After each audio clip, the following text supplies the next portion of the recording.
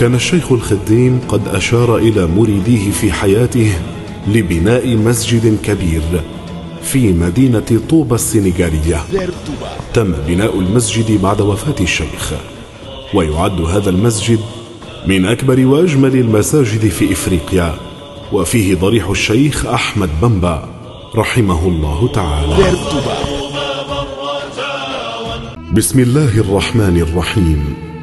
الحمد لله، وصلى الله وسلم على رسول الله.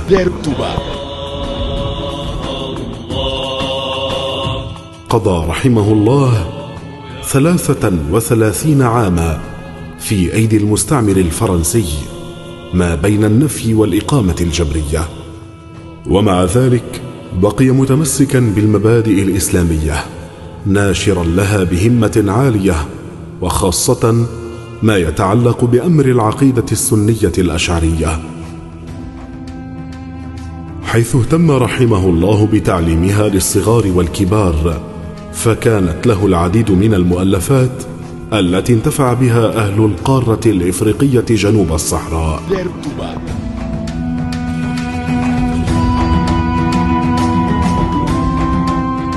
وقد عمل الشيخ الخديم نظما للعقيدة السنوسية جاء فيه ما نصه: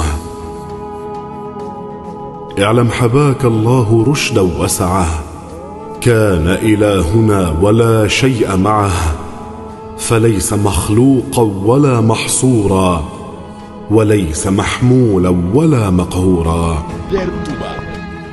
وقال: إذ لا له مثل ولا زمان، ولا له جنس ولا مكان، فكل ما خطر بالبال أبد، فبخلاف ذاك ربنا الأحد. لا إله إلا الله، لا إله إلا الله.